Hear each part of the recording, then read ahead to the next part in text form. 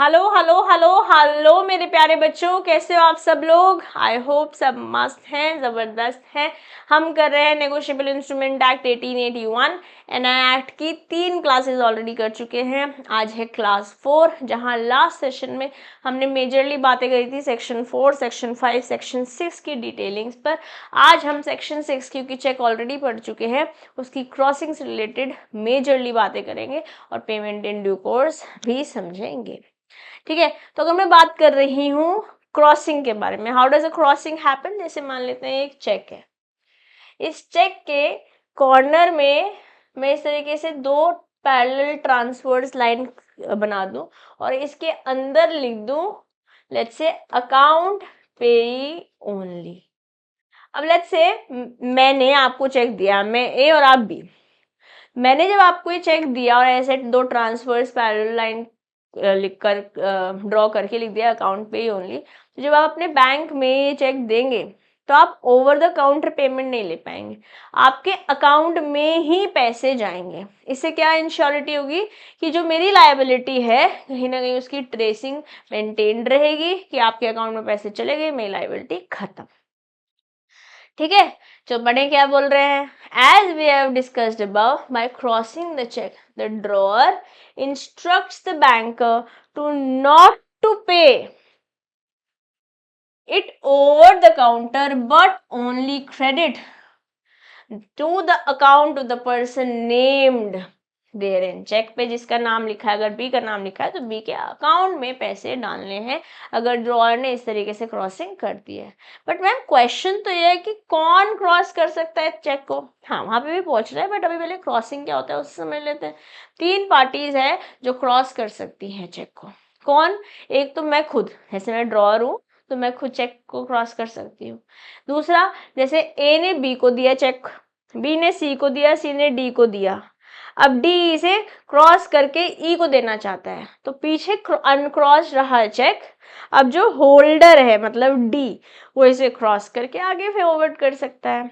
तीसरा, जो बैंकर है, लेट्स से एक बैंक है एक्स, एक बैंक है वाई, तो जो ये y है let's say is acting as an agent of x। जो ये बाद वाला बैंक है वो पहले वाले बैंक के लिए एजेंट की तरह काम कर रहा है, तो यहाँ पर जो ये चेक ये पहला वाला बैंक है क्रॉस करके इस बैंक को दे सकता है, मतलब एक बैंक दूसरे बैंक को दे सकता है। जो ये दूसरा बैंक है ये एजेंट जैसे काम करेगा इस बैंक के लिए। कैसे, आइए पढ़ते हैं। Okay. It adds to the security and thus ensures payment to the payee. Payee वो बंदा जिसे पैसे मिलने वाले हैं, और his order.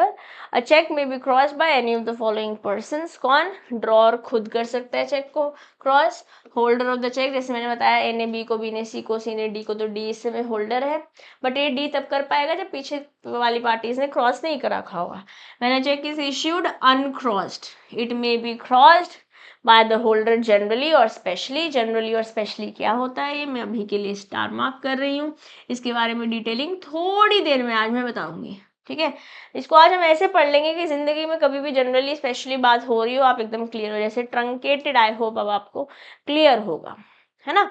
द बैंकर, अब और कौन भी कर सकता है, the banker in whose favor the check has been crossed specially। Let's say एक चेक मैंने सिटी बैंक के लिए स्पेशली क्रॉस करके दिया, okay, may again cross it, तो ऑलरेडी क्रॉस चेक को एक बैंकर आगे फर्दर चेक क्रॉस कर सकता है specially in favour of another bank.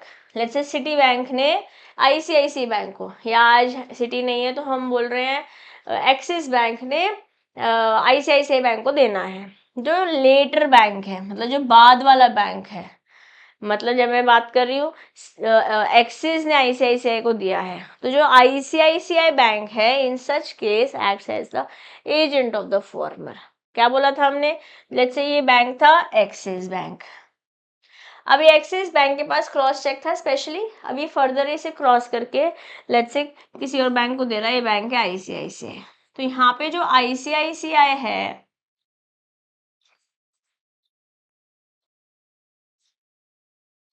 जो ये आईसीआईसीआई बैंक है, ये एक तरीके से एजेंट जैसे एक्ट कर रहा होता है, तभी एक क्रॉस चेक फर्दर क्रॉस होके एक बैंकर दूसरे बैंकर को दे देता है। फॉर्मर कौन है? Axis bank. एक्सिस बैंक का आईसीआईसीआई बैंक एजेंट है, एजेंट है। ठीक है, अभी क्लियर? कौन कर सकता है, कौन कौन कर सकता है एक चेक को क्रॉस? अभी हमने सिर्फ क्रॉसिंग समझी है, general crossing, special crossing, non negotiable crossing, ये सब के बारे में आज हम बात करेंगे। यहाँ तक क्लियर है आपको मेरे प्यारे बच्चों? क्लियर है? I hope it is clear to everybody.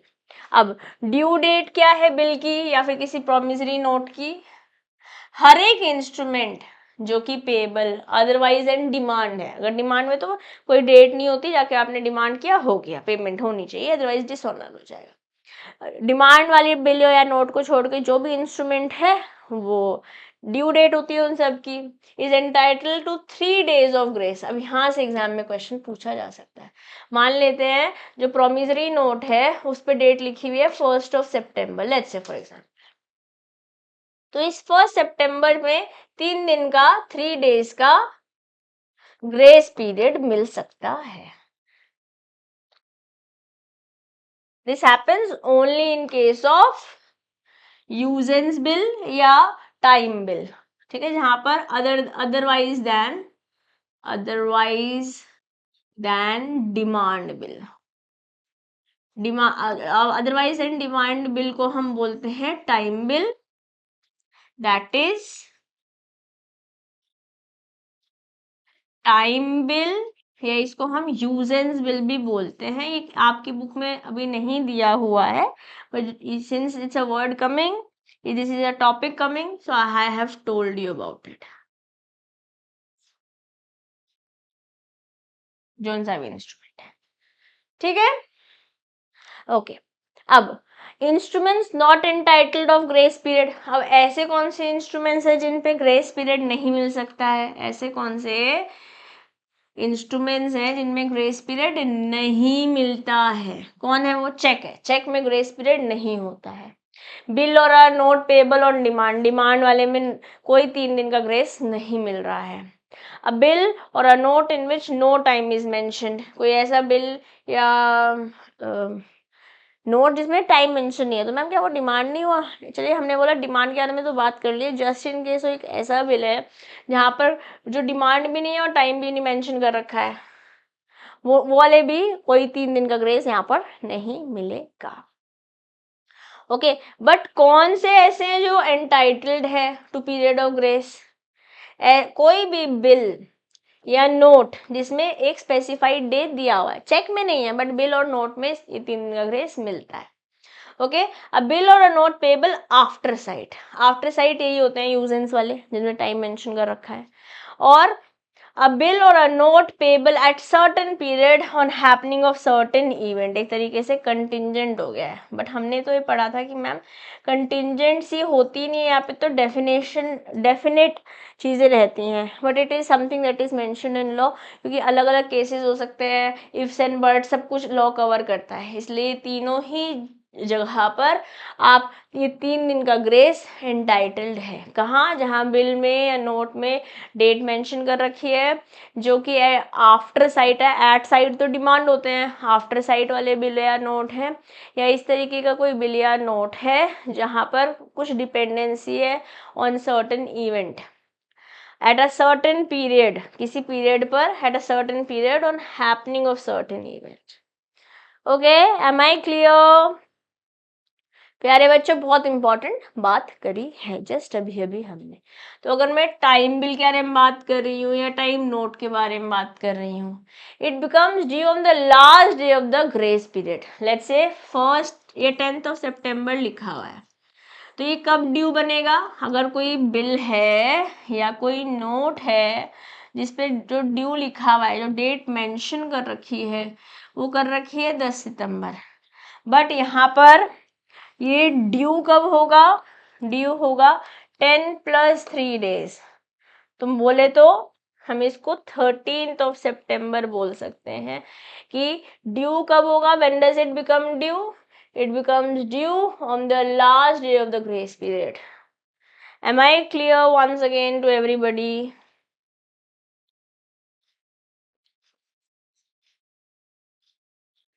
समझ में आ रहा है आप लोग को? Where an instrument is payable by instalments, मतलब धीरे धीरे पहचानना है। ऐसे मान लेते हैं कोई डेफर्ड पेमेंट गारंटी है या डेफर्ड पेमेंट बिल है, धीरे धीरे जाने हैं इसमें पैसे, ठीक है।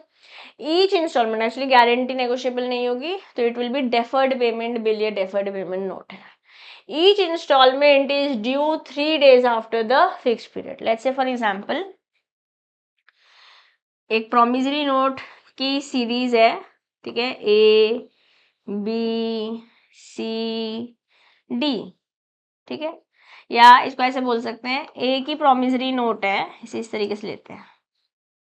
एक प्रोमिसरी नोट है, उस प्रोमिसरी नोट में मेंशन कर रखा था कि फर्स्ट पेमेंट इस दिन आनी है, सेकंड पेमेंट इस दिन आनी है, थर्ड पेमेंट इस दिन आनी है और फोर्थ पेमेंट इस दिन आनी है। कौन कौन डे है? लेट्स से आ रहा है 1 सितंबर 2024, ये 1 अक्टूबर 2024, ये 1 नवंबर 2024 और ये 1 दिसंबर 2024। इस तरीके से इंस्टॉलमेंट में पैसे जाने हैं। लेट्स से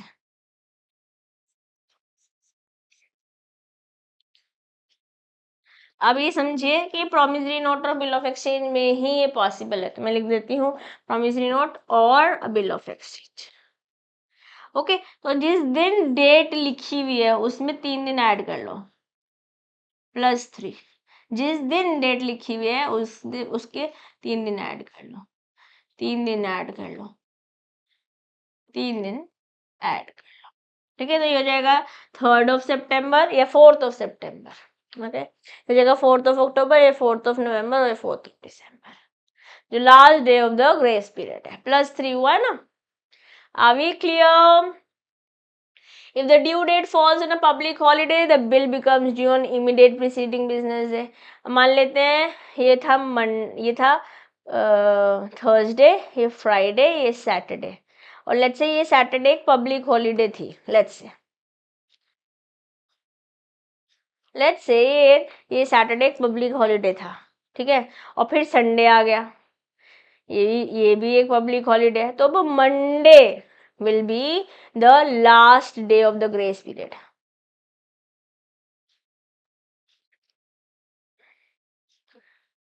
आया समझ में? जस्ट इन केस जो लास्ट डे था ग्रेस पीरियड का वो एक पब्लिक हॉलीडे थी, तो उसके नेक्स्ट डे हम मान लेंगे कि वो ड्यू डेट हो जाएगा। Okay, if the month in which the period is to terminate has no corresponding day, the period will terminate on the last day of the month. क्या बोल रहे हैं? अगर जिस महीने में ये टर्मिनेट हो रहा है bill has no corresponding day, the period will terminate on the last day of the month. Let's say कोई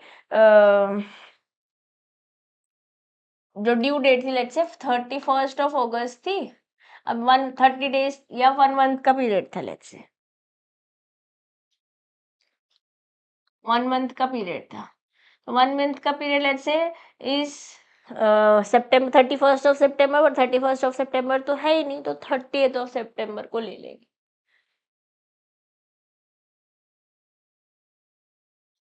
या फिर जैसे जनवरी में बोला 1 महीने बाद, तो 1 महीने बाद बोल रहे हैं, तो ये 31 जनवरी से 1 month, बट वो मंथ में 31 तो है ही नहीं, तो 1 month वहाँ पे 27 या 28 डिपेंड 28 या 29 फरवरी हो जाएगा, डिपेंडिंग लीप ईयर है या नहीं। This is what is written in the last slide. एक बार लास्ट स्लाइड अपने आप पढ़िए, पॉज कीजिए यहाँ पे वीडियो को, लास्ट स्लाइड एक बार अपने आप पढ़िए। अब मैं इतनी सारी बात आपको टाइमलाइन एटसेट्रा करके क्यों बता रही हूँ, ताकि अगर just in case number based कुछ इस तरह से क्वेश्चन आते हैं, आप एक ऐसी सिचुएशन में हो कि आप राइट आंसर को टिक करके आ पाए। ठीक जी, क्लियर है सबको? Okay then moving forward now, payment in due course section 10 of NI act में बता रखी है। यहाँ पे एपरेंट टेनोर होना चाहिए, गुड फेथ में पेमेंट होनी चाहिए, बैंक की नेग्लिजेंस नहीं होनी चाहिए, आप उस जो भी इंस्ट्रूमेंट है नेगोशिएबल इंस्ट्रूमेंट के पोजेशन में होने चाहिए, और सिर्फ मनी ही हो सकती है। लेट्स से मैंने आपको एक बंदा आया, there is one person okay who goes to the bank, उसके पास पोजेशन में है चेक या इंस्ट्रूमेंट जो भी है, पैसे उसमें मनी में ही है और गुड फेथ में ही है ओके। बट वो बंदा जो है ना किसी किसी कंपनी का एम्प्लॉय है, एक कंपनी का एम्प्लॉय है और 1 करोड़ के 3 चेक हैं और ये चेक बैंक के पास लेके गया और इस पे पर्पस क्या था ये चेक का कि ये अपना खुद का बिजनेस चालू कर सके, खुद का बिजनेस स्टार्ट कर सके, ये इसका पर्पस था। अब एक बात बताओ, यहाँ पे जो दिख रहा है मतलब एक बंदा जो कि एम्प्लॉय है इस कंपनी का, ये कंपनी इसको पैसे क्यों देगी, वो भी इतने सारे पैसे, ये बैंक के पास जा रहा है कि भाई मेरे को अपना बिजनेस चालू करने के लिए मेरी कंपनी ने पैसे दिए हैं। Does it seem to be in normal course of business happening? No. तो यहाँ पे बैंक चोक करना हो जाएगा और बैंक ने यहाँ पे नेग्लिजेंस दिखाया तो बैंक की लाइबिलिटी आ जाएगी, ये बंदा मिले या ना मिले कंपनी इस बैंक को पकड़ लेगी। बैंक अपनी तरफ से नेग्लिजेंस नहीं करना चाहिए और जिसको पैसे दे रहे हो एपरेंट हो, दिखने में ऐसे लग रहा हो कि हाँ सही है सब कुछ। अब हर चीज में तो दया दरवाजा तोड़ दो, अंदर कुछ तो गड़बड़ है तो नहीं हो सकता, ठीक है, दया दरवाजा तोड़ दो कुछ तो गड़बड़ है, ऐसा हर केस में नहीं हो सकता। बट बैंक को अपनी तरफ से कोई भी लापरवाही नहीं करनी है। तो क्या बोला, सेक्शन 10 ऑफ एन एक्ट बोल रहा है पेमेंट इन ड्यू कोर्स कब होएगी, अगर एपरेंट टेन्योर लग रहा है, ठीक है, आपके पास पोजेशन है नेगोशिएबल इंस्ट्रूमेंट का, गुड फेथ में पेमेंट हो रही है, बैंक की तरफ से कोई गलती नहीं दिख रही है, कोई नेग्लिजेंस नहीं है और सिर्फ मनी में ही बात हो रही है। अगर ये सारी बातें हैं तो payment in due course bank कर सकता है और अब यहाँ पे बैंक की लायबिलिटी नहीं पकड़ी जाएगी। We have to learn this, ठीक है। क्या बोल रहे हैं हम, payment in due course means payment in accordance with the apparent tenure of the instrument in good faith without negligence to any person in possession thereof, possession होना जरूरी है। The payment to the person in possession of the instrument must be under circumstances which do not afford a reasonable ground for believing that he is not entitled to receive the payment of the amount mentioned in the instrument। जैसे मैंने example दिया कि एक employ को अपना business चालू करने के लिए कंपनी पैसे दे रही है, ये नॉर्मल कोर्स ऑफ बिजनेस नहीं लग रहा है। और अगर नॉर्मल कोर्स ऑफ बिजनेस नहीं है, यहाँ पे बैंक को अपनी तरफ से एक्स्ट्रा प्रिकॉशन और स्टेप्स लेने होंगे, कुछ क्रॉस वेरिफिकेशन की जरूरत है तो वो करनी होगी, ठीक है। बट अगर ऐसा लग रहा है कि everything seems fine, then not a problem, payment अब बैंक कर देगा। Payment in due course result in discharge of the instrument, अब बैंक की लायबिलिटी भी खत्म, डिस्चार्ज हो गया instrument. Yes, a payment is said to be a payment in due course if it satisfies the following conditions. That is, it is in accordance with the apparent tenor of the instrument. The payment is before the date of maturity and not payment according to the apparent tenor of the instrument. Payment हो रही है before the maturity date and is not a payment according to apparent tenor of the instrument. Due date में जो है payment हो रही है। It is made on behalf of the drawee और एक्सेप्टर, जिसने रेडी करा है कि हाँ मैं पैसे देने को तैयार हूँ, okay. It must be made in money term only, सिर्फ और सिर्फ पैसे ही हो सकते हैं, मतलब मनी ही हो सकती है, विच इंक्लूड्स अ चेक और currency note. The holder of the negotiable instrument cannot be forced to accept payment in any other mode except with his consent। जिसके लिए मान लेते हैं ए ने बी को, बी ने सी को, सी ने डी को, डी ने ई को, तो यहाँ पर ई बन जा रहा है होल्डर, ठीक है। अब जब ये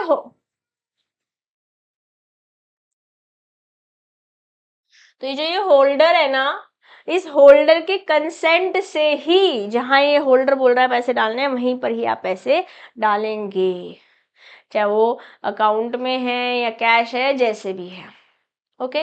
it is made to the person possession of the instrument, possession में होना जरूरी है। It is made in good faith without negligence and under bona fide circumstances, good faith again.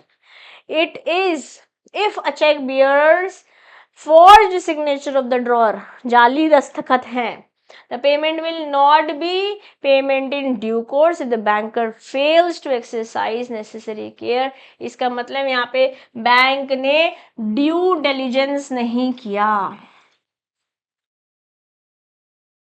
Due diligence not done, bank ने ढंग से नहीं किया तो बैंक की लाइबिलिटी आ जाएगी। इसलिए बैंक को यहाँ पे एकदम ध्यान से सावधानी हटी, दुर्घटना घटी। Okay, there is no ground for believing that the possessor is not entitled to receive the payment. Again, due diligence के साथ काम करना है। अगर लग रहा है if the bank has reasons to believe कि इस बंदे को इतने पैसे नहीं मिलने चाहिए थे, then yes, बैंक अपनी तरफ से एक्सरसाइज करेगा accordingly steps. Am I clear, everyone? Any questions, any doubts, please feel free to talk to me here, or you can also talk to me on CM Law by CMA Disha Dua Telegram group. Okay, and do not forget to subscribe the channel if you have not already. Okay, now let's move forward. अब बात करते हैं difference between promissory note, bill of exchange and cheque, section 4, section 5 and section 6 of negotiable instrument act 1881. Parties कितनी है promissory note में? 2, एक maker एक पेई. Yes, how many parties? 2 parties, एक मेकर है एक पेई है. मेकर पेई को पेमेंट करता है. Yes, the parties are to nature that contains an unconditional promise by the maker to pay the pay. अगर मैं बिल ऑफ एक्सचेंज के बारे में बात करती हूँ तो यहाँ 3 पार्टीज है, एक ड्रॉर, एक ड्रॉई और एक पेई. यस, देयर आर 3 पार्टीज, एक ड्रॉर, एक ड्रॉई और एक पेई. यहाँ पे एक अनकंडीशनल ऑर्डर है, यहाँ अनकंडीशनल प्रॉमिस था to the drawee, unconditional order to the drawee to pay the payee. मतलब साइन तो ड्रॉर भी कर रहा है ना, याद है आपको बिल ऑफ एक्सचेंज में जो हमने लास्ट सेशन में देखा था, ऑर्डर दिया जा रहा है ड्रॉई को कि भैया पेई को आपको पेमेंट करनी है. जब मैं चेक के बारे में बात कर रही तो यहाँ भी 3 पार्टी है, एक ड्रॉर है, एक ड्रॉई है, एक पेई, क्योंकि चेक भी एक तरीके का बिल ऑफ एक्सचेंज ही होता है. यहाँ पे ड्रॉर वो बंदा है जो चेक बना रहा है, ड्रॉई वो बैंक है जिसके ऊपर चेक बनाया जा रहा है, पेई वो बंदा है जिसको पैसे मिलने वाले हैं. यस, यहाँ भी 3 पार्टीज है. तो जो ये बैंकर है यही तो ड्रॉई है. ठीक, नेचर क्या है? Draw on a specific banker to pay on demand, demand पे ही पेमेंट होती है, हमने पढ़ा हुआ है.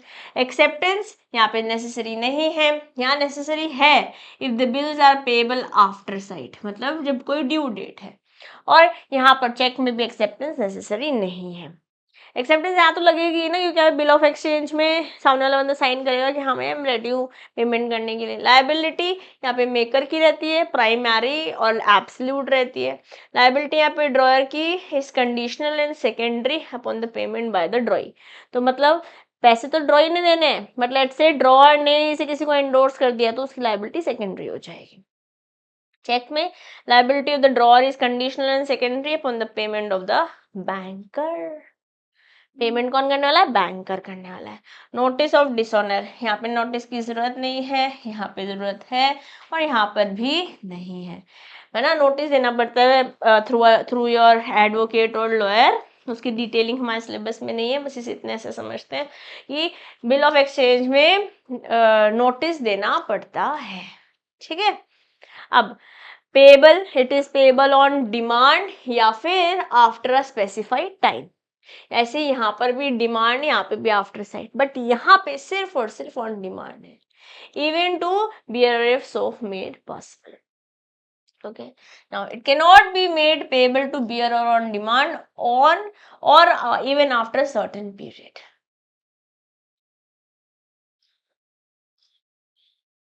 Now, cannot be made payable to bearer on demand. समझ में आ रहा है पेबल के बारे में बात हो रही है. अब क्रॉसिंग, यहाँ पे क्रॉसिंग पॉसिबल नहीं है, यहाँ पे क्रॉसिंग पॉसिबल नहीं है, यहाँ क्रॉस किया जा सकता है. Noting and protesting in case of dishonour यहाँ पे रिक्वायर्ड नहीं है, यहाँ पे रिक्वायर्ड नहीं है क्योंकि यहाँ पे नोटिस था, इसलिए यहाँ पे रिक्वायरमेंट देना पड़ेगा, बट यहाँ पे फैक्ट प्रूव करना पड़ेगा कि डिसऑनर हुआ है. ओके, ग्रेस पीरियड यहाँ अवेलेबल है, यहाँ अवेलेबल है, यहाँ अवेलेबल नहीं है. ये हम पढ़ के आए हैं 3 days का ग्रेस पीरियड के बारे में बात है। अदर फीचर यहाँ पे नंबर, डेट, प्लेस असेंशियल नहीं है बट स्टैंपिंग ज़रूरी है। ऐसे ही यहाँ पे नंबर, डेट, प्लेस एसेंशियल नहीं है बट स्टैंपिंग ज़रूरी है। ऐसे ही यहाँ पर इन दोनों जगह पर हमने बात कर ली बट यहाँ पर नेम भी इम्पोर्टेंट, नंबर भी इम्पोर्टेंट है, डेट भी इम्पोर्टेंट है, प्लेस भी इम्पोर्टेंट है, एसेंशियल है। और स्टैंपिंग नहीं होगी तो जरूरत कोई टेंशन नहीं है, कोई टेंशन नहीं है। अब आपको ये डिफरेंसेस को 2-3 बार पढ़ना है, ये डिफरेंस को 2-3 बार पढ़ना है। ठीक, आगे बढ़ते हैं। अब क्रॉसिंग क्या है, उसकी मीनिंग, डेफिनेशन और टाइप्स, ये काफ़ी टेक्निकल हो सकता है अगर आपने सावधानी से मुझे नहीं सुना, इसलिए कोशिश करेंगे आपका जो फोकस है फुल ऑन द स्क्रीन रहना चाहिए। इस समय नो डिस्ट्रैक्शन, नो इंस्टाग्राम, ना ऐसे नहीं करना, सिर्फ ध्यान से मुझे सुनते रहना है। ठीक है, चलिए क्या बोल रहे हैं, सेक्शन 123 से लेके सेक्शन 131 ए तक नेगोशिएबल इंस्ट्रूमेंट एक्ट के एक्सप्लेन करता है अबाउट क्रॉसिंग। तो ये सेक्शन हमें लर्न करने हैं, ये सेक्शन हमें लर्न करने हैं। तो चेक जो है एक ओपन चेक भी हो सकता है, एक क्रॉस चेक भी हो सकता है। ओपन चेक क्या है, open check, let's say Sara writes an open cheque to her friend Alex. Sara ने एलेक्स को चेक रखा for 5,000 rupees. Alex can take this cheque to any bank and cash it directly at the counter. पैसे मिल जाएंगे, या फिर deposit करना चाहे तो डिपॉजिट भी कर सकता है अपने अकाउंट में। ये एलेक्स अकाउंट में पैसे मिल जाएंगे। बट जब मैं बात कर रही हूँ एक क्रॉस चेक के बारे में, अगर मान लेते हैं सारा ने एलेक्स को एक चेक बनाया और उसके फेस पे सारा ड्रॉज 2 पैरेलल लाइंस, मतलब इस तरीके से 2 पैरेलल लाइंस बना दी एंड राइट्स अकाउंट पे, तो सिर्फ और सिर्फ एलेक्स के अकाउंट में पैसे जाएंगे। अब एलेक्स के सिर्फ अकाउंट में पैसे जा सकते हैं, काउंटर पे यहाँ पे पैसे नहीं मिलेंगे, काउंटर पे पैसे नहीं मिलेंगे। ठीक है, तो हम क्या बोल रहे हैं, ओपन चेक और cross cheque, the former may be presented across the counter, मतलब ओपन चेक को आप काउंटर पे लिख सकते हैं, latter will be presented through another banker, किसी और बैंकर के साथ जा सकते हैं। While in case of open cheque payment may be obtained in cash and in case of cross cheque the account will be credited to the account of the customer of a bank. ठीक है, customer के ही पास जाएगा। की points क्या है यहाँ पर, जो ये ओपन चेक है इसकी पेमेंट क्या है, क्योंकि ओपन चेक है, एलेक्स सिंपली जाएगा अपने किसी भी बैंक के पास जाएगा, ऑन द काउंटर पैसे रिसीव कर लेगा या अकाउंट में डिपॉजिट भी कर सकता है। और क्योंकि ये क्रॉस चेक है, जो क्रॉस चेक है वो डिफरेंट है ना, वहां पे 2 पैरेलल लाइंस डली हुई है। Alex must deposit it into his own bank account. The bank will not give him cash directly. Instead, the check amount will be credited to Alex's account after processing. मान लेते हैं 2 अलग अलग bank है, axis bank और ICICI bank. ICICI bank है Alex का, ठीक है, बट जिसने पैसे दिए थे, सारा ने पैसे जो दिए थे उसका एक्सिस बैंक था। तो अब एलेक्स अपने बैंक में जाएगा, प्रोसेसिंग क्लियरिंग हाउस से अकाउंट में डायरेक्टली जाएगी। क्लियरिंग हाउस की बात, सारी बात मैं आपको ऑलरेडी लास्ट सेशन में बताकर आई हूँ ना, याद है आपको।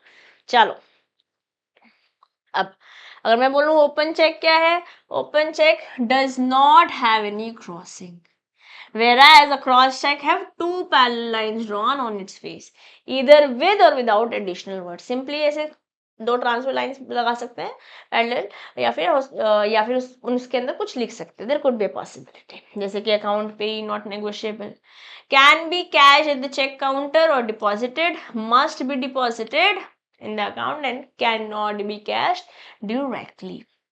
The crossing of the check helps in reducing the risk of fraudulent encashment and ensures that the funds are safely transferred to rightful account holder. So I hope now you understand what is an open check and what is a crossed check.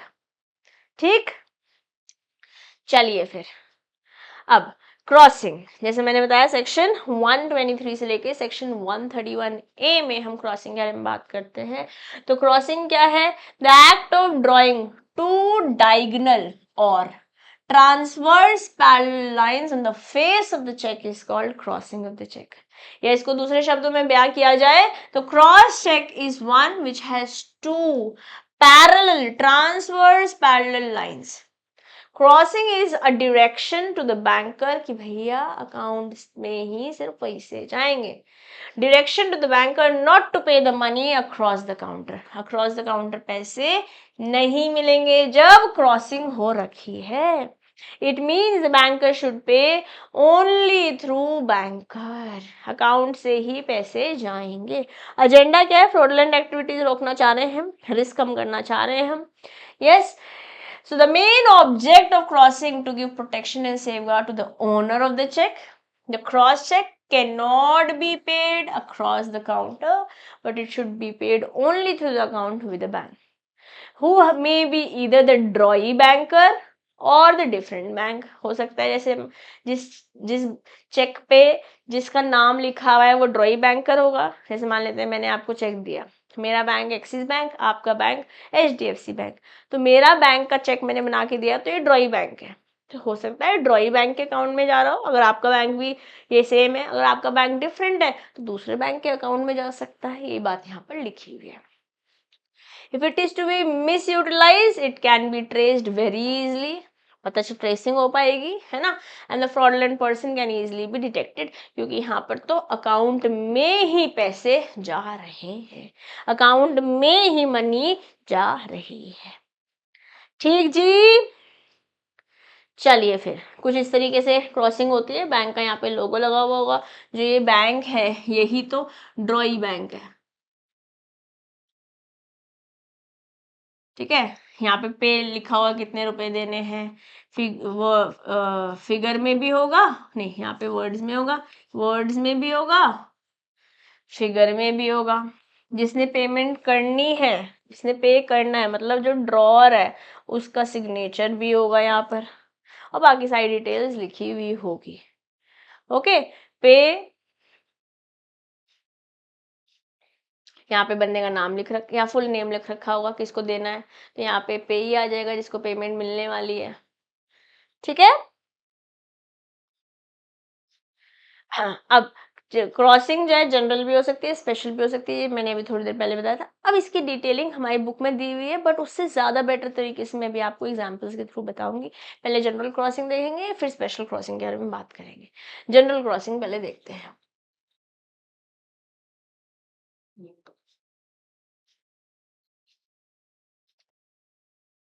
आइए, ये है Harvey Specter और ये है mic Ross. Harvey ने mic के लिए एक चेक बनाया। On the check, Harvey draws two parallel transverse lines across the top but does not write anything. कुछ लिखा नहीं, does not write anything else between the lines. मतलब ये चेक तो बनाया, दो लाइंस तो खींची, बट कुछ लिखा नहीं। The check is for, let's say, $10,000 and it has just two parallel lines without any additional words or instructions. General crossing. Okay? Mike कैसे यूज कर सकता है? सिर्फ और सिर्फ अपने अकाउंट में डिपॉजिट करा सकता है। ऑन द काउंटर ये नहीं ले पाएगा, क्रॉस्ड है, बट ये जनरली क्रॉस्ड है। Okay, he can not cash it directly, पैसे डायरेक्टली नहीं ले पाएगा at the bank counter, as the general crossing ensures the check can only be processed to the bank account. अगर मैं इसकी एक्सप्लेनेशन और डिटेल में जाती हूँ, general crossing with just two parallel lines ensures the check is secure and can only be deposited into bank account but does not restrict it to any specific bank. Specific bank पे हम restrict नहीं कर रहे हैं। क्यों? क्योंकि ये एक जनरल क्रॉसिंग, क्योंकि एक जनरल क्रॉसिंग है। अब यही अगर मैं इसे स्पेशल क्रॉसिंग बना दूं, इसे अगर मैं एक स्पेशल क्रॉसिंग बना दूं,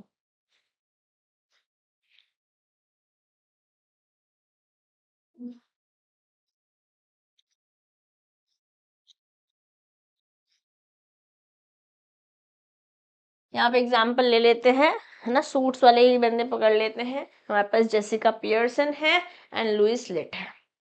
जेसिका ने एक चेक बनाया लुइस के लिए। ऑन दिस चेक जेसिका ने 2 ट्रांसवर्स लाइन बनाई टॉप पे और उस पे लिख दिया अकाउंट पेई। ठीक है, तो यहाँ पे क्या किया जेसिका ने, क्या किया, जो ये $5000 का चेक बनाया, ठीक है, वहां पे चेक बनाकर यहाँ 2 पैरेलल लाइंस बनाई और लिख दिया अकाउंट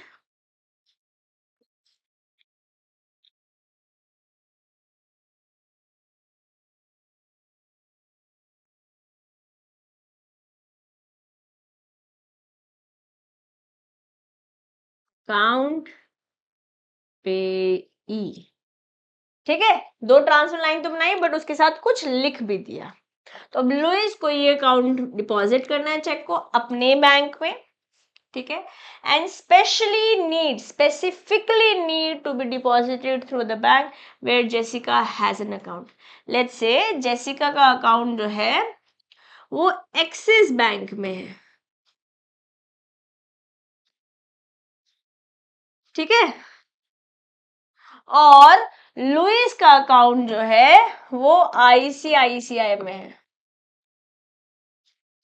ओके, तो अब लुइस को एक्सिस बैंक में ये चेक जमा कराना होगा एज इंडिकेटेड, क्योंकि इंडिकेट हो रखा है स्पेशल क्रॉसिंग में।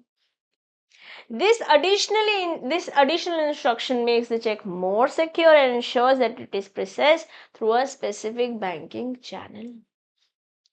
तो जो स्पेशल क्रॉसिंग हुई है, जो वर्ड्स ऐड कर दिए अकाउंट पे, रिस्ट्रिक्ट तो कर ही रहा है, डिपॉजिट मतलब कैश में ओवर द काउंटर पैसे नहीं मिलेंगे, बट उसी के साथ साथ ऐड कर ले रहा है एक सिक्योरिटी की लेयर कि भैया जिस नाम पे, जिस एक्सिस बैंक का नाम लिखा हुआ है, इसी के थ्रू हमारे लुइस लिटजी पैसे या डॉलर निकलवाएंगे। Am I clear? Once again, general और स्पेशल क्रॉसिंग का एग्जाम्पल आप लोग को समझ में आया? एकदम चमका? तो गिव मी अ चमका in the chat box. Okay then, now let's move forward. I hope general और स्पेसिफिक अब जनरल और स्पेशल अब कभी भी प्रॉब्लम नहीं रहेगा क्रॉसिंग में।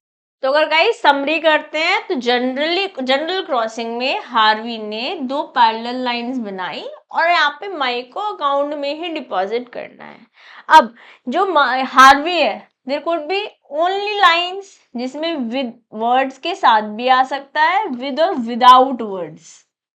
ओके, विद और विदाउट वर्ड्स ये वाला चेक बनाया जा सकता है, जनरल क्रॉसिंग वाला। ठीक है, अब मान लेते हैं यहाँ पर माइक को के अकाउंट पे ही लिख देते हैं, ट्रांसवर्स लाइंस के अंदर जो हार्वी है वो लिख देते हैं, बट यहाँ पे स्पेसिफिक बैंक नहीं होता। जब कोई स्पेसिफिक बैंकर आ जाता है तब ये बन जा रहा है स्पेशल क्रॉसिंग। इसको हम इस एग्जांपल समझते हैं। जैसे जेसिका ने 2 ट्रांसफर लाइन बनाई और वहां पे अकाउंट पे ही लिख दिया। अब लुइस मस्ट, या फिर अकाउंट पे के साथ साथ लेट्स से लिख दिया जेसिका का बैंक है एक्सिस बैंक, ओके, और लुइस का बैंक है आईसीआईसीआई बैंक।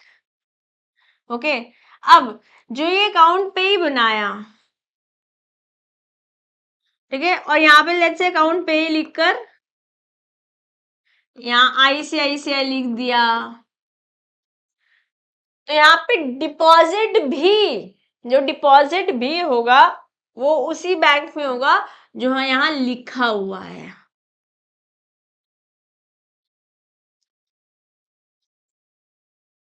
जो लिखा हुआ है, ठीक है। अब मान लेते हैं अगर यही आईसीआईसीआई की जगह, ये आईसीआईसीआई की जगह लिखा होता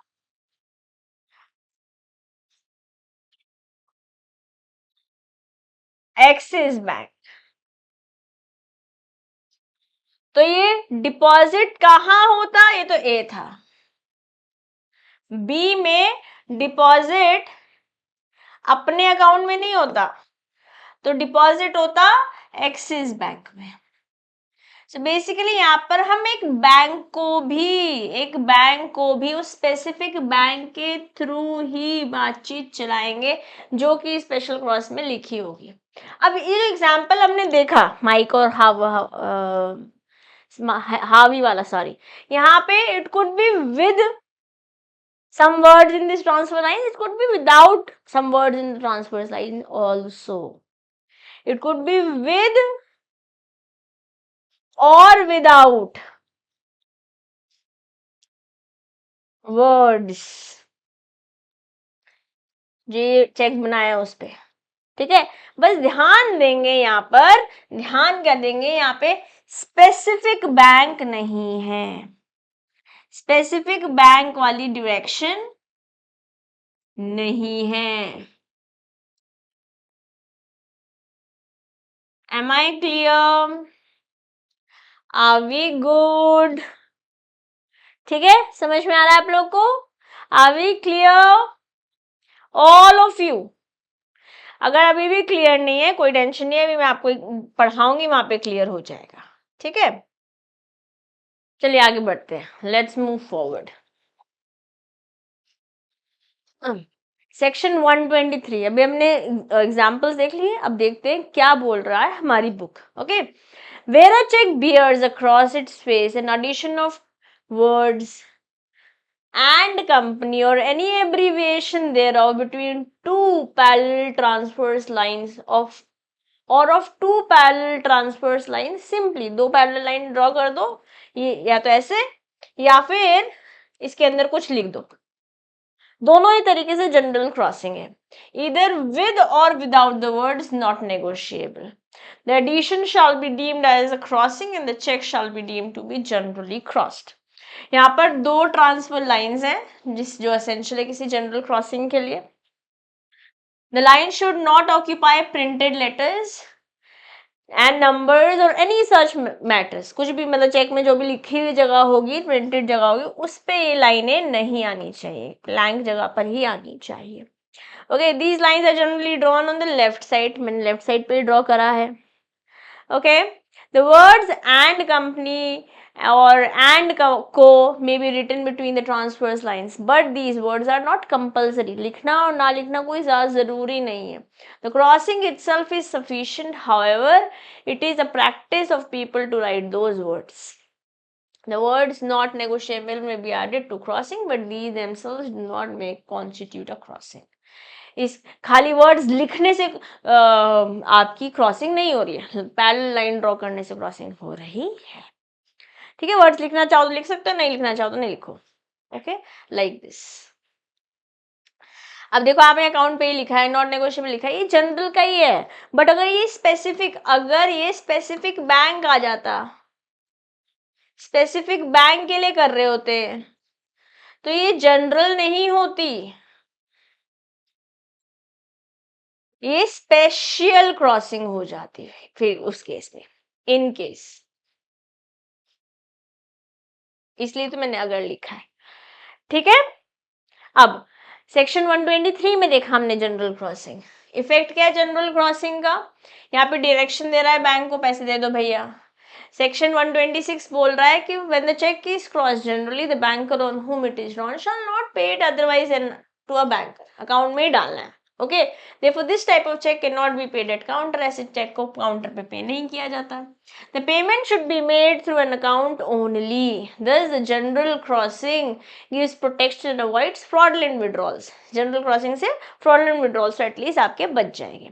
It is the liability of the paying bank, मतलब मान लेते हैं हार्वी ने देना था तो हार्वी का बैंक जो है वो पेइंग बैंक है, माइक रॉस को चेक मिला था, he was the pay right, तो उसकी बैंक जो माइक रॉस का बैंक होगा वो कलेक्टिंग बैंक कहलाएगा, ठीक। It is a liability of the paying bank to verify proper payment in proper account, मतलब पेमेंट ड्यू कोर्स में हो रही है। The payment does not constitute payment in due course, अगर ऐसा है तो पेमेंट नहीं करनी है। The banker is answerable to his customers if he pays the money to the third person without the direction of his customer, फिर तो bank की लायबिलिटी आ जाएगी ना, बट इतनी डिटेल हमारे सिलेबस में नहीं है। He should not make any contract with third party concerning the check generally crossed. जैसे बताया बस वैसे ही काम कर लेना है. सेक्शन 123 में हमने बात करी थी जनरल क्रॉसिंग की, है ना. अब सेक्शन 124 में बात करेंगे हम स्पेशल क्रॉसिंग की. Where the check bears across its face an addition of the name of the banker. Specific bank बता दिया भाई. Either with or without the words not negotiable or pay, account pay or whatsoever. That addition shall be deemed as crossing and the check shall be deemed to be crossed specially. जैसे अगर specifically Jessica ने लिखा था, Jessica Pearson ने लिखा भैया axis bank में ही देने हैं, तो लुइस लिट को एक्सिस बैंक को ही देना पड़ेगा चेक. ठीक है, चाहे अकाउंट पे लिखा हो, चाहे नॉट नेगोशिएबल कुछ भी लिखा होगा, बट जब स्पेसिफिक बैंक ऐड कर दिया जाएगा तो उसी बैंक के थ्रू ही वो चेक प्रोसेस होगा. ठीक है. टू यहाँ पे क्या क्या रिक्वायरमेंट है, दो parallel lines are not essential. The name of the bank should be mentioned. Should है, ये एसेंशियल है, एसेंशियल है. Okay, with or without crossing, the name of the bank itself constitute a special crossing. Very very very important. Okay, the name of the bank should be written on the left side of the bank of the check, and the name of the bank that and the word not negotiable account pay or not negotiable account pay only may be also mentioned. ये डालना चाहो तो डाल सकते हो, मैं चाहो तो. ठीक है, चाहो तो. ठीक है जी. अब इफेक्ट क्या है स्पेशल क्रॉसिंग का, ही भी प्रिवेंट कर रहा है फ्रॉडलेंट ट्रांजैक्शन और मिस अप्रोप्रिएशन भी. Okay, it is a direction to the paying bank to pay the amount to the account holder of that bank and not to others. जिसका नाम लिखा हुआ है उसी बैंक का. जैसे मान लेते हैं जब जेसिका ने पेमेंट दी लुइस को, तो लुइस ने बोला ऐसा मेरा ना, आपका तो एक्सिस बैंक है, मेरा आईसीआईसीआई है, आप लिख दीजिए कि आईसीआईसीआई बैंक के थ्रू प्रोसेसिंग हो रही. तो आईसीआईसीआई बैंक के थ्रू प्रोसेसिंग हो पाएगी अगर ये लेफ्ट साइड पे लिख दिया जाएगा. चाहे आप लाइन बनाओ ना बनाओ, उससे कोई मतलब नहीं है स्पेशल क्रॉसिंग में. If a check is specially crossed on a particular bank and if such check is presented in another bank, the paying should be refused. पैसे आप मना कर दोगे देने के लिए. Very important pointer yet again. Special crossing gives more protection than the general crossing. In case of special crossing, banker का name आ जा रहा है भैया पेई के नाम के साथ साथ. पेई को तो लिखना ही पड़ेगा किसको पैसे देना है, अदरवाइज तो ब्लैंक चेक हो जाएगा. The banker will well acquainted with the pay's name and signature. Okay, if there is any forgery it can easily be detected. ठीक है ना. अब जानता होगा ना, लुइस का बैंक आईसीआईसीआई है तो वो जानता होगा ना ये कस्टमर कौन है, इसके सिग्नेचर क्या है, मैच कर पाएगा at least on the database. Another type of crossing which is not defined in the act but presents in usage is restrictive crosses or account pay crossing. ये इसके बारे में कुछ डिफिनेशन नहीं मिल रखी है हमारे को नया एक्ट 1881 में, बट ये यूसेज में रहती है. कौन कौन सी है दोनों, एक तो अकाउंट पे क्रॉसिंग और एक है रिस्ट्रिक्टिव क्रॉसिंग. ठीक है, एक है अकाउंट पे क्रॉसिंग, 2 से 3 बार पढ़ेंगे हमारा हो जाएगा काम. We are good to go then. ठीक, चलिए. अब क्योंकि ये डिफाइन तो नहीं कर रखी है बट कस्टम यूज में होती है तो पढ़ लेते हैं इसको भी. हमारे बुक में भी दे रखी है, मैं अपने आप नहीं बना के पढ़ा रही हूँ, it is there in the book. Account pay crossing आज की तारीख में द वर्ड अकाउंट पेई और account payee only on the cheques काफी यूज होता है. It has been developed in trade and in common use these days. On the left side of the cheque दो ट्रांसवर्स लाइन बनाएंगे और लिखेंगे account payee only. But there is no law mentioned about this type of crossing. Yes, चाहे bill of exchange के बारे में बात कर रहे हैं, the bills of exchange act of great Britain और नेगोशिएबल इंस्ट्रूमेंट एक्ट 1881, दोनों में ही हमने वैसे भी इंग्लिश लॉ ही ले रखा है, ज्यादातर हमारा लॉ जो है वो अंग्रेजों वाला ही है. Okay, the terms mean that the amount should not be paid at counter. इसका मतलब है अकाउंट में पैसे, काउंटर पे नहीं पैसे देने, सिर्फ और सिर्फ अकाउंट में क्रेडिट होने. However, the meaning of other crossing is also the same. Yes, this type of crossing only gives additional protection to the check. Simple. Okay ना, इस तरीके से, ठीक है जी ना। जब यहाँ पे यहाँ पे बैंक का नाम भी लिख दिया ना, तो ये स्पेशल क्रॉसिंग हो जा रही है, ठीक ना। इफेक्ट क्या है, मियरली अ डायरेक्शन है, एक सिंपल सी डायरेक्शन है कि पैसे रिसीव होने हैं। The draw desires to pay the particular cheque in a bank which keeps the account of the pay, है ना। जैसे यहाँ पे लुइस लीड का बैंक था आईसीआईसीआई बैंक, तो आईसीआईसीआई बैंक में पैसे चले जाएंगे, ठीक है। Account pay crossing cheque can be transferable like other cheques, ये ट्रांसफरेबल है, नेगोशिएबल है। It gives further protection to the payee. The collecting bank should credit the check only to the mentioned account payee. If the banker credits the check to another account and not to the account of the payee, तो banker की liability खड़ी हो जाएगी, क्योंकि उसने ढंग से negligence से काम किया है, ढंग से काम नहीं किया है, and shall be held liable for compensation. Yes, collecting bank की responsibility आ जाती है. The safest method is to cross the check with the term not negotiable and account pay only. इस तरीके से कुछ, ठीक है। पर ध्यान रखेंगे कुछ प्रिंटेड पे लिखा हुआ ना आ रहा हो, जो हम ट्रांसफर्स लाइन बना रहे हैं, ओके। अब नॉट नेगोशिएबल क्रॉसिंग सेक्शन 130 में बता रखी है, सेक्शन 123, सेक्शन 124, सेक्शन 126 हम पढ़ कर आए हैं, है ना। 23 में जनरल था, 24 में स्पेशल था, और 126 में इफेक्ट बता रखा था। अब यहाँ पे हम नॉट नेगोशिएबल पढ़ने जा रहे हैं। नॉट नेगोशिएबल 130 में बता रखा है, 130 में बता रखा है, 23 और 24 में हमने पढ़ लिया ऑलरेडी, ओके। अब सेक्शन 123 और 124 परमिट करता है कि आप नॉट नेगोशिएबल इस्तेमाल कर सकते हो, चाहे आप जनरल क्रॉसिंग कर रहे हो, चाहे आप स्पेशल क्रॉसिंग कर रहे हो। 23 में जनरल क्रॉसिंग है, 24 में स्पेशल क्रॉसिंग है ना। सेक्शन 130 में इस पे क्लैरिफिकेशन दे रखी है, तो आइए पढ़ लेते हैं। A person taking a cheque cross generally या फिर specially, bearing in either case the words not negotiable, दोनों में से कहीं पे भी अगर नॉट नेगोशिएबल लिखा हुआ है तो 130 गवर्न करेगा। And shall not be capable of giving a better title to the check than which the person for whom he took it had. तो अगर मैंने आपको चेक बना के दिया, उस पर 2 ट्रांसफर्स लाइन लगा दी, ठीक है, और लिख दिया नॉट नेगोशिएबल, तो आप इसे किसी को आगे दे नहीं सकते। बट यहाँ पे मैंने बैंक का नाम नहीं लिखा था, तो ये जनरली क्रॉस्ड है, नॉट नेगोशिएबल है। अगर मैं बैंक का नाम भी लिख देती और फिर नॉट नेगोशिएबल लिखती, तो ये स्पेशली क्रॉस्ड हो जाता और नॉट नेगोशिएबल हो जाता। स्पेशली होता है 124 और नॉट नेगोशिएबल 130 सेक्शंस, जनरल होता है 123 और नॉट नेगोशिएबल होता 130। यस, यही पढ़ रहे हैं अभी हम, ठीक है जी। The word not negotiable does not means not transferable. Not negotiable का मतलब transferable ये नहीं है कि वो transferable नहीं है. It is to say that the very meaning and the purpose of the check and its characteristic of bill of exchange will die. Otherwise तो NI Act ही नहीं रहेगा ना. NI Act में तो transferability, NI Act में NI का मतलब तुमने transferable देखा था. Not ये not transferable नहीं है. Yes, transferability is narrower term than the term negotiability. The check not transferable crossed can be transferred like any other check, but it gives more protection than the general crossing and the special crossing.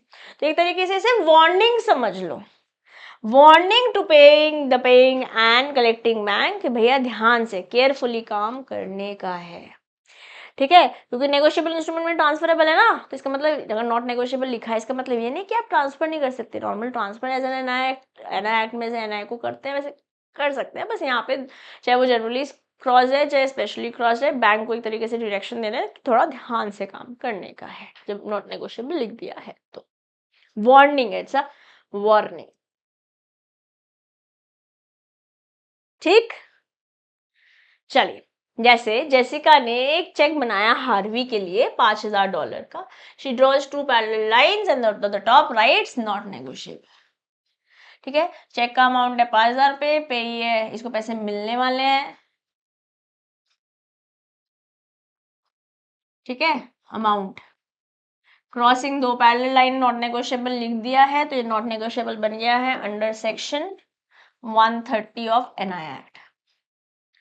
Jessica और Harvey की बात कर रहे हैं, यहाँ पे हम नया केस लिया है।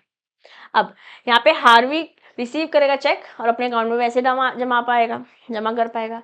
If Harvey wants to transfer check to another person, he can do so, but the new holder of the check, say let's say Mike Ross है नया holder, will not gain any better title than Harvey. जितना title Harvey का था उतना ही mic का मिलेगा. This means that if Harvey had an issuance or defect in this title, तो mic के पास ट्रांसफर हो जाएगा.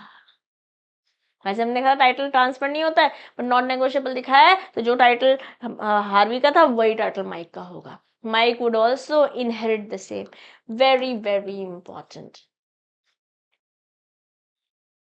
ध्यान क्या देंगे? While the check is transferable, the not negotiable crossing ensures that any person who receives the check does not gain a better claim than the person who transfers it. It serves as a warning to both the paying and the collecting bank कि भैया जी ध्यान से. It's a warning दोनों bank को. ठीक है, तो not negotiable का क्या है? Does not mean the cheque cannot be transferred. It means the transferee can obtain the better title, cannot obtain the better title. मतलब मेरे पास आया किसी से, मैंने आगे ट्रांसफर किया, तो इसके पास जो जाएगा वो मेरे से बेटर टाइटल नहीं जाएगा. अगर मेरे में डिफेक्ट था तो इसमें भी डिफेक्ट होगा, अगर हार्वी में डिफेक्ट है तो माइक में भी डिफेक्ट होगा. ठीक है. If Harvey had an issue with the check, such as it began obtained under the false pretenses, let's say, okay, Mike would not be able to overcome that issue by simply receiving the check. बोले तो Jessica ने अगर right कर दिया not negotiable on the check, so if Harvey transfers it to Mike, Mike cannot have a better title than that of Harvey. The check can still be transferred, but it offers protection against gaining a better claim.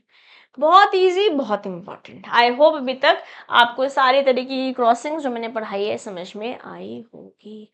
Agenda क्या है? जो true owner है उस check का, उसे हम protect कर रहे हैं मोर परफेक्टली. यस, लेट्स से मान ले चोरी हो जाता है, फाइंडर जाके कैश करा सकता है, बट अगर नॉट नेगोशिएबल हो रखा है तो नहीं कर पाओगे ना. The good title cannot be passed to him. He will be compelled to return it to the true owner. The owner's right is preserved safely against any subsequent holder. ठीक है जी. तो इफेक्ट क्या है नॉट नेगोशिएबल का? ज्यादा protection मिल रही है, ज्यादा सेफ है. पैसे तो मिलेंगे नहीं, अकाउंट में ट्रांसफर होगा. It can be transfer like any other cheque, जैसे मैंने बताया नॉट नेगोशिएबल चेक लिखा हुआ भी है. द बैंकर इज, अगर बैंकर की नेग्लिजेंसी दिखी तो बैंकर की गलती पकड़ी जाएगी और banker will be held responsible plus liable in this case, क्योंकि ज्यादा प्रिकॉशन देने को ऑलरेडी बोला था ड्रॉअर ने. ठीक है. अब हमारे पास है डबल क्रॉसिंग. आइए इसको भी पढ़ लेते हैं. Let's understand this also. Double crossing and second special crossing section 125 है. 123, 124, 126, 125, 130 ये सेक्शंस अभी तक हमने करे हैं आज के सेशन में. जब भी कोई चेक स्पेशली क्रॉस्ड है, स्पेशली क्रॉस का मतलब है बैंक का नाम मेंशन कर रखा है. The banker to whom it is cross may again cross it specially to another bank. मतलब एक्सिस बैंक का नाम लिखा है तो वो बैंक किसी और को स्पेशली लिख सकता है. और जो इसको लिखोगे वो एजेंट जैसा होगा, ये मैंने पहले पीछे भी बताया था आज ही के सेशन में. Is called double crossing. तो मतलब मैंने आपको दिया एक चेक, आपके बैंक का नाम लिख के, तो स्पेशल था. अब आपका बैंक किसी और को दे रहा है, ठीक है, तो जिसे दे रहा है वो एजेंट है और आपका बैंक प्रिंसिपल हो जाएगा. सिंपल, क्योंकि आपके बैंक पे तो ऑलरेडी मैंने ड्रॉ किया था ना, स्पेसिफिकली आपके बैंक पे ड्रॉ किया था. अब आपके बैंक ने किसी को दे दिया तो ये डबल क्रॉसिंग कहलाएगा. This is the only case the second crossing is allowed. सिर्फ और सिर्फ एक केस है जहां सेकेंड स्पेशल क्रॉसिंग अलाउड है, जब एक बैंक की दूसरे बैंक पे कर रहा है. And that can be done only for the purpose of collection and that too by a banker. सिर्फ और सिर्फ पैसे लेने के लिए बैंकर, और पैसे ले कौन रहा है? एजेंट वाला बैंक ले रहा है. ठीक है. Therefore, it is called double crossing, a second special crossing, and the private parties are not allowed to utilize this double crossing. सिर्फ बैंक ही कर सकता है. जैसे मान लेते हैं जेसिका ने एक चेक बनाया हार्वी के लिए, जेसिका ने क्रॉस कर दिया और बैंक का नाम भी लिख दिया. Jessica crosses the check specially by drawing two parallel lines and writing bank ABC between the lines. Specifying, चाहे लाइन नहीं भी बनाओगे तभी भी स्पेशल क्रॉसिंग रहेगी क्योंकि बैंक का नाम लिख दिया है. तो बैंक एबीसी में ही डिपॉजिट करेंगे हार्वी स्पेक्टर. ठीक है, अब मान लेते हैं बैंक एबीसी किसी और को दे देते हैं क्रॉस करके, तो डबल क्रॉसिंग या सेकेंड स्पेशल क्रॉसिंग कहलाएगा। अब हार्वी ने रिसीव किया चेक को, now wants it to deposit in his account, however Harvey is bank ABC needs to send the cheque to another bank XYZ for processing. Now bank ABC decides to cross the check again specially to XYZ, जो उसके agent जैसे काम कर रहा है for collection. They do this by drawing two more transfer lines and writing bank XYZ. इसलिए double crossing या second special crossing कहलाता है। तो यहाँ पे चेक का अमाउंट लिखा हुआ है, original special crossing bank ABC की थी जो कि जेसिका ने दी थी हार्वी को, ठीक है।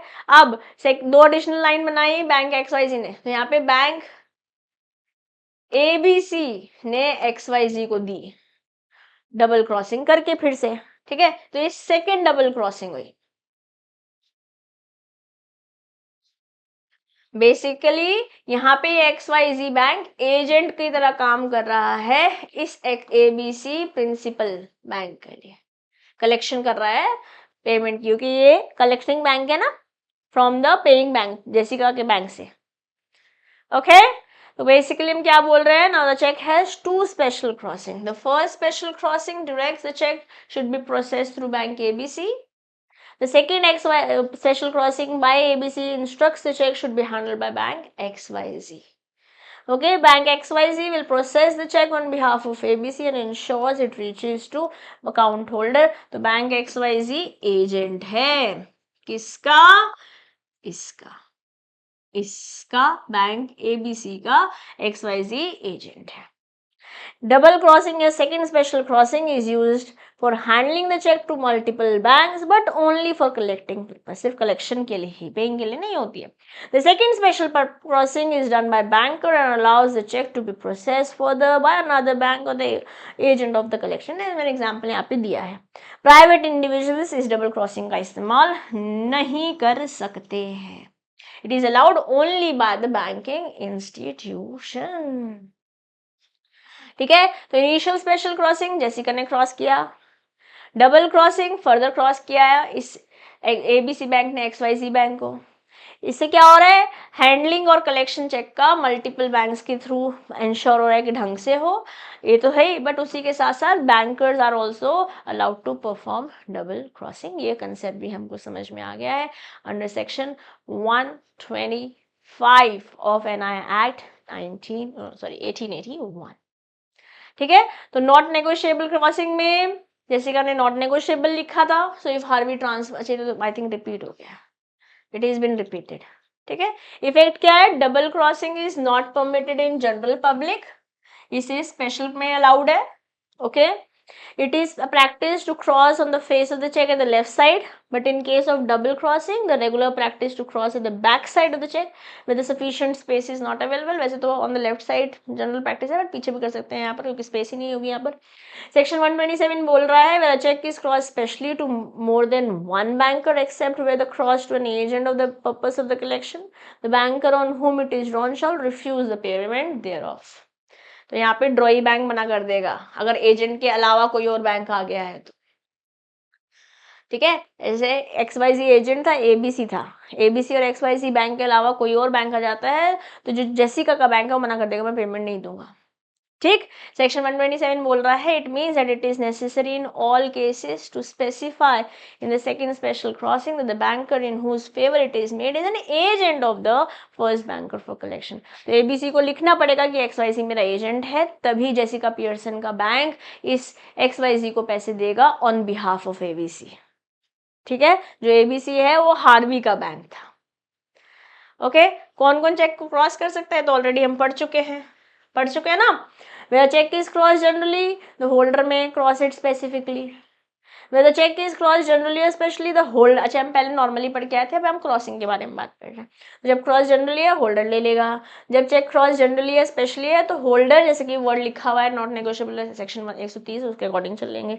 और जब भी चेक में क्रॉस स्पेशली है the banker to whom it is cross may again cross it, but यहाँ पे वो एजेंट जैसे काम करना चाहिए और डबल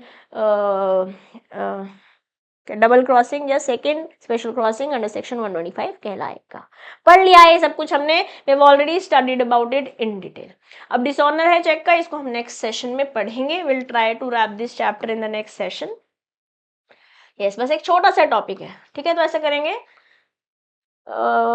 इसके ना मेरे पास मैंने इसके एग्जाम्पल नहीं लिखे हुए, कोई बात नहीं, इस ज़्यादा समय नहीं लगेगा, इसको हम छोटा रखेंगे सेशन को, शायद आधे घंटे से कम में हो जाएगा। और एक हम स्पेसिफिक सेशन या तो लगा लेंगे एमसीक्यूज़ के लिए, अगर लगेगा कि हम ये छोटा सा टॉपिक और एमसीक्यूज़ साथ कर सकते होंगे तो हम वो कर लेंगे, ठीक है। बस अब क्योंकि ये लास्ट टॉपिक रह गया, ओके। तो अभी ये था हमारा 4th सेशन। 5th सेशन में हमारा ये चैप्टर हो जाना चाहिए। अगर ये टॉपिक को अलग रखना होगा और एमसीक्यूज को अलग रखना होगा, then I will see, otherwise I will try to wrap it up in the next session, okay. For now I will take your leave मेरे प्यारे प्यारे बच्चों। This is your friend and your teacher CMA Disha Dua signing off for today. Like subscribe share करना नहीं भूलना, and also join the Telegram group CMA Law by CMA Disha Dua, so that you'll be able to talk to me and also have access to notes. Bye bye.